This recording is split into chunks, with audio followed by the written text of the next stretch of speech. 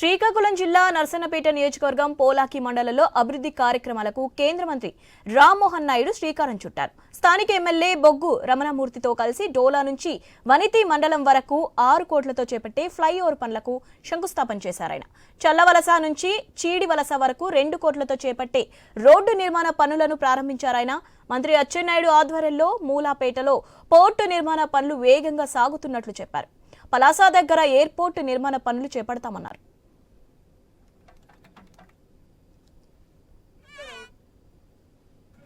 నర్సన్నపేటకు ఉన్నటువంటి రోడ్డు అది కూడా రానున్న రోజుల్లో బ్రహ్మాండంగా చేస్తే ఇదే ఒక మెయిన్ రోడ్డు లాగా ఇటు పోలాకి నుంచి నర్సన్నపేట వెళ్ళడానికి బ్రహ్మాండంగా ఈ యొక్క రోడ్డు కూడా తయారవుతుందని కూడా తెలియజేస్తున్నాను. అలాగే డోలా పోలాకి నోపాడ రోడ్డు ఎర్రన్నాయుడు గారు ఎంతో అభిమానించేటటువంటి రోడ్డు అది. ఎన్నో సందర్భాల్లో దాని గురించి మాట్లాడారు. కానీ అనేక ప్రభుత్వాలు మారిన రోడ్డు పరిస్థితి మాత్రం అలాగే ఉండిపోయింది.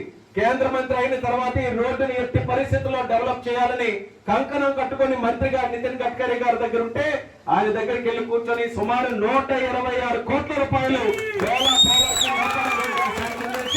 బ్రహ్మాండంగా ప్రధాన రహదారి ఎలా ఉందో ఇలా కోస్టల్ లో కూడా ప్రధాన రహదారి ఆ రకంగా తయారు చేయబోతున్నామని ఈ సందర్భంగా